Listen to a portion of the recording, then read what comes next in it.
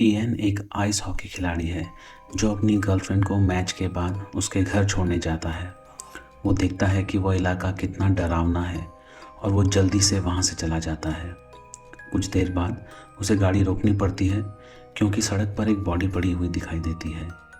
Ian बारिश में उस बॉडी को देखने के लिए जाता है। जैसे ही वो उसे छूता है वो बॉडी हिलती है और इयन को डरा देती है। वो तुरंत अपनी गाड़ी की तरफ भागता है। वो इमरजेंसी को कॉल करने की कोशिश करता है लेकिन सिग्नल नहीं मिलते।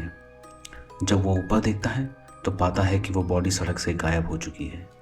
अचानक एक भयानक काला राक्षस खिड़की तोड़कर अंदर आ जाता है और अपने पंजे से इयन को पकड़ लेता है।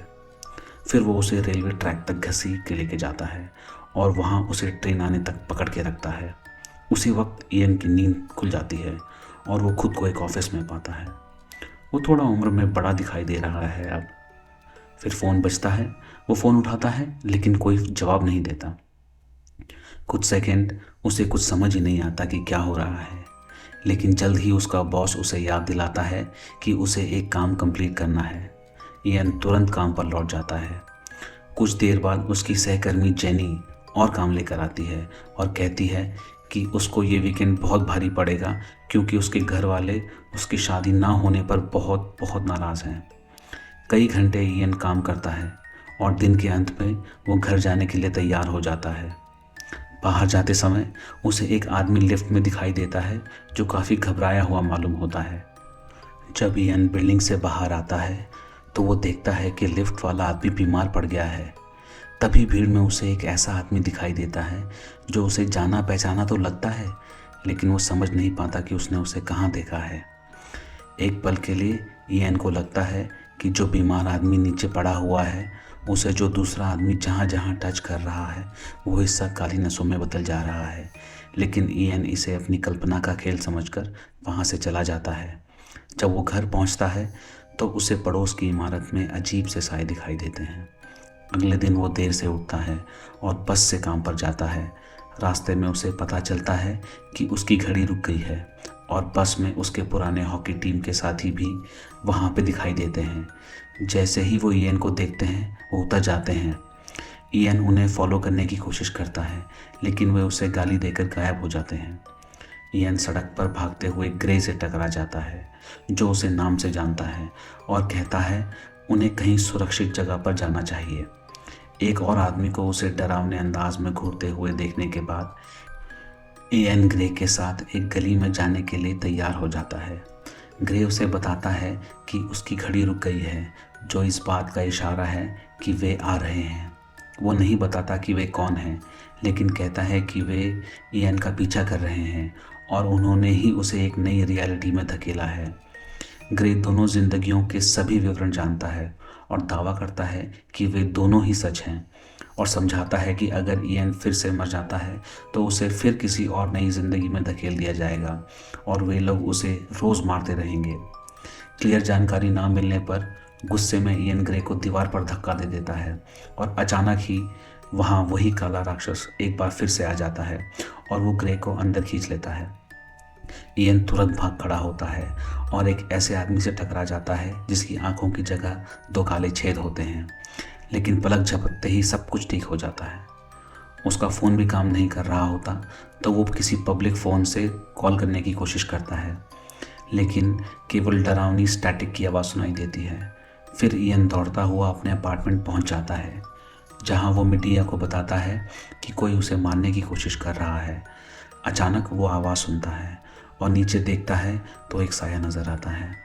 डर कर इयन जल्दी से दरवाज़ा बंद कर देता है और पीछे हटता है और मीडिया से टकरा जाता है। उसी पल दरवाजे पर खून का छींटा पड़ता है और इयन को समझ में आता है कि मीडिया ने उसको अपने पंजे से चीर दिया है क्योंकि वो भी उनमें से ही एक है। वो उसे चूमती है और फिर ज़मीन पर गिरा देती है, कहते हुए कि उसे याद नहीं करना चाहिए था, और फिर उसकी गर्दन काट देती है। उसी क्षण इयन एक गाड़ी में बैठकर नींद से जागता है और एक ट्रक से टकराते टकराते बचता है। इस ज़िंदगी में वो एक टैक्सी ड्राइवर है और जेनी उसकी कस्टमर है। इयन अपनी गलती के लिए माफ़ी मांगता है और वे बातचीत करने लगते हैं। जब जेनी अपने परिवार द्वारा उस पर शादी का दबाव डालने की बात सुनाती है तो इयन को ऐसा लगता है कि उसने ये पहले भी कहीं सुना है। जब वे जेनी के घर पहुंचते हैं तो वो इयन को अंदर इनवाइट करती है, लेकिन इयन को ठीक नहीं लगता, इसीलिए जेनी कम से कम उसे कॉफ़ी का इंतज़ार करने के लिए राज़ी कर लेती है। इंतज़ार करते समय इयन को एक अजीब सा आदमी वहाँ से गुजरता हुआ दिखाई देता है। फिर वो पड़ोसियों की खिड़कियों पर भयानक साए देखने लगता है। अचानक कोई उसे पीछे से छूता है। इयन चौंक कर मुड़ता है और देखता है कि वो जेनी है। डर कर वो अपनी गाड़ी में बैठ जाता है और देखता है कि घड़ी रुक गई है। कॉफ़ी लेकर वो वहाँ से निकल जाता है और शहर के बीचों बीच पहुँचते ही उसे ग्रे हाथ हिलाता हुआ दिखाई देता है। इयन तुरंत गाड़ी रोक देता है और औजार के साथ उसके ढूंढने निकल जा पड़ता है। जब उसे लगता है कि वो ग्रे को जानता है पर याद नहीं आ रहा तो वो नाराज़ हो जाता है। ग्रे इयन को छूकर उसे अपनी पिछली जिंदगियों की झलक दिखाता है और कहता है कि वे आ रहे हैं, इसलिए उसे जेनी की रक्षा करनी होगी, नहीं तो वो भी मारी जाएगी। अचानक इयन को किसी की आवाज़ का एहसास होता है और वो पीछे मुड़ता है, जिससे ग्रे गायब हो जाता है। उसी वक्त एक और काला राक्षस किसी छत पर आ जाता है और इयन पर कूदकर उसे मार देता है। इस बार इयन एक रोजगार ऑफिस में नींद से जागता है और अपनी पिछली जिंदगियों को साफ याद कर सकता है। उसके सबूत ढूंढने से पहले ही जेनी वहां आ जाती है और इस जिंदगी में वह उसे नौकरी ढूंढने में मदद कर रही है। इयन जेनी को कुछ नहीं बताता, लेकिन जेनी को पता चल जाता है कि वो घबराया हुआ है, तो वो उसे बता देता है कि वो खतरे में है। जेनी उस पर भरोसा नहीं करती और सोचती है कि शायद वो ड्रग्स ले रहा है, लेकिन उसी वक्त घड़ी रुक जाती है। दरवाजे के पीछे इयन उसी अजीब आदमी को देखता है जिसे वो अपनी पिछली 2 जिंदगियों में भी देख चुका है, लेकिन इस बार उसके पास एक काला पंजा भी है। डरकर इयन भागने लगता है। सीढ़ियों पे राक्षस के साए को देखता है और लिफ्ट लेने का फैसला करता है, लेकिन वो राक्षस अचानक लिफ्ट की छत तोड़कर अंदर घुस जाता है, तो इयन को फिर से भागना पड़ता है। वो जेनी से टकरा जाता है और उसे बताता है कि वो सुरक्षित नहीं है, लेकिन उसी वक्त दरवाजे के पीछे और लोग सामने आ जाते हैं, जिन्हें इयन अपनी पिछली जिंदगियों से पहचान लेता है। वो तुरंत सीढ़ियों से पार्किंग लॉट की तरफ भागता है और वो लोग काले साए में बदलकर उसका पीछा करने लगते हैं।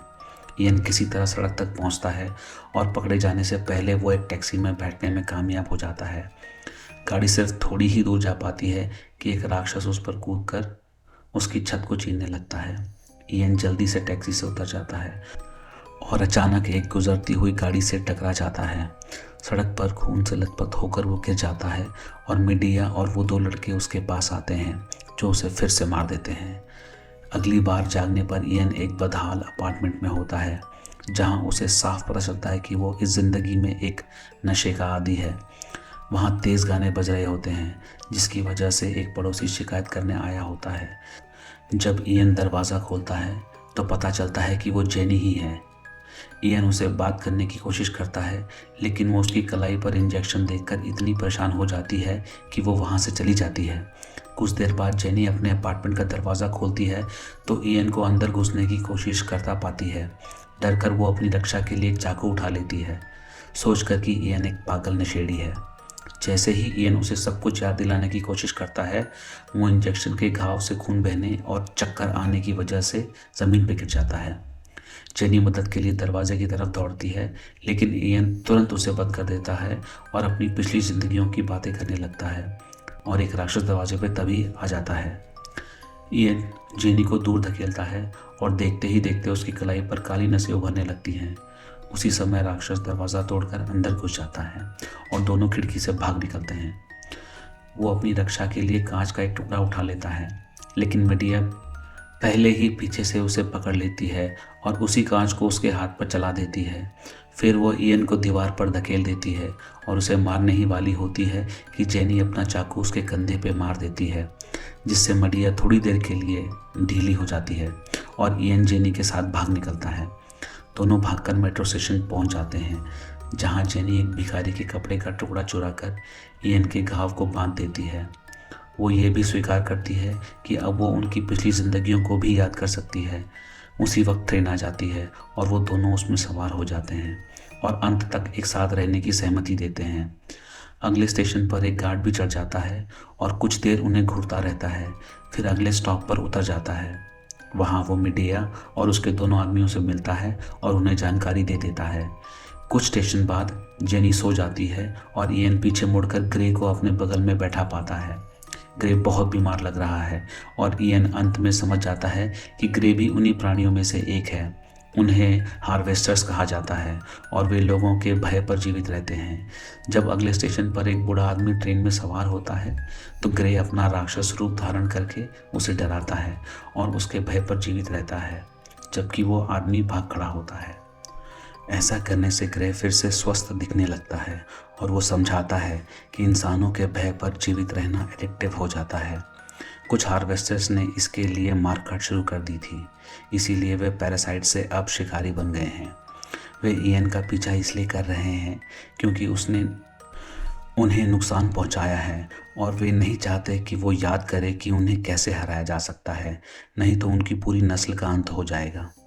उसी वक्त ग्रे ये भी बताता है कि ईएन भी एक हार्वेस्टर था। असल में वे सबसे शक्तिशाली था। अचानक वे किसी आवाज़ को सुनते हैं और ग्रे घोषणा करता है कि उन्हें ढूंढ लिया गया है और वो फिर गायब हो जाता है। ईएन जेनी को जगाता है और वे ट्रेन से बाहर भागते हैं, जहां दो हॉकी खिलाड़ी उनका रास्ता रोक लेते हैं। वे दोनों वापस उसी रास्ते से भागते हैं जहां से आए थे और एक लड़के से टकरा जाते हैं, जिससे उसका फ़ोन गिर जाता है। ईएन उसे भागने को कहता है, लेकिन वो अपना फ़ोन उठाने के लिए रुक जाता है और हार्वेस्टर उस पर कूद पड़ता है, अपने पंजे से उसे घायल कर देता है और उसके भय पर जीवित रहता है। ईएन और जेनी भागते रहते हैं, लेकिन उनकी अगली ट्रेन छूट जाती है। अचानक एक हार्वेस्टर सामने आता है और ईएन को दीवार से टकरा देता है। मीडिया फिर वहां आ जाती है और समझाती है कि ईएन कमज़ोर है क्योंकि वो भोजन नहीं कर रहा है। फिर मीडिया अपने हाथ बदल लेती है और उन दोनों पर कूदकर उन्हें दीवार से चिपका देती है और ईएन की नसें फिर से काली होने लगती हैं। वह ईएन को एक इंसान की चिंता करने पर चिढ़ाती है और उसे चूमकर उसके दिमाग पर कब्जा कर लेती है। मीडिया जेनी को ज़मीन पर फेंक देती है और ईएन को छोड़ देती है, जिसका चेहरा धीरे धीरे हार्वेस्टर के रूप में बदलने लगता है। ईएन जेनी पर चढ़ जाता है और उसका गला दबाने लगता है, जबकि मीडिया उसे जेनी को मारने को कहती है। लेकिन जैसे ही वो उसके डर को खाना शुरू करता है, उसे जेनी का दर्द महसूस होने लगता है और वो होश में आ जाता है। वह केवल एक ही चीज़ कर सकता है, भागने के लिए। इसलिए वह माफ़ी मांगता है और फिर जेनी को और खुद को प्लेटफॉर्म से नीचे धकेल देता है ताकि ट्रेन आकर उन्हें मार दे और उन्हें किसी और ज़िंदगी में भेज दे। अब ईएन जागता है तो इस बार वह मानसिक हॉस्पिटल में बिस्तर में बंधा हुआ पाता है अपने आप को। उसके शरीर में कई सारी मशीनें लगी हुई हैं जो उसे परेशान कर रही हैं और वो मदद के लिए चिल्लाता है। लेकिन जब नर्स जेनी उसकी जांच करने आती है तो एक भ्रम उसे केवल एक कोमा में पड़े व्यक्ति को दिखाता है। जेनी के जाने के बाद मीडिया दिखाई देती है और वह उसे एक पुरानी याद दिखाती है, जिसमें पता चलता है कि ईएन ने किसी और हार्वेस्टर को मार डाला था और वो जानना चाहती थी कि उसने ऐसा कैसे किया, क्योंकि यह संभव नहीं होना चाहिए था। उसी समय मीडिया के आदमी भी वहां आ जाते हैं और ईएन को ऑपरेशन थिएटर ले जाते हैं, जहां मीडिया जहरीले इंजेक्शन देकर उसे परेशान करने लगती है, जिससे वह बेहोश हो जाता है। अगली बार जागने पर ईएन फिर उसी कमरे में होता है और उसके बिस्तर के सामने एक बच्चा मरीज होता है। मीडिया उसे याद दिलाती है कि वो कमज़ोर है और उसे भोजन की ज़रूरत है, लेकिन ईएन बच्चे को नुकसान पहुंचाने से इनकार कर देता है। इसीलिए दूसरे दो हार्वेस्टर अपना असली रूप दिखाकर बच्चे को डराते हैं और उसके भय पर खाना खाते हैं।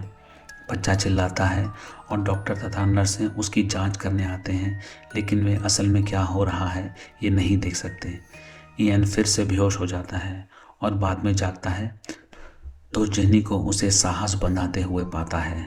जेनी के जाने के बाद ईएन के दिमाग में उसकी पुरानी जिंदगियों और मीडिया द्वारा नींद में उस पर किए जाने वाले सारे तकलीफ़ों की तस्वीरें आती हैं। जब वह इस बार जागता है तो मीडिया उसे चूम रही होती है और फिर गायब हो जाती है। अगला जो आता है वो ग्रे है, जो कमज़ोर और झुर्रियों वाला लग रहा है। वो समझता है कि जेनी के प्यार में पड़ने से ईएन इंसान बन गया था।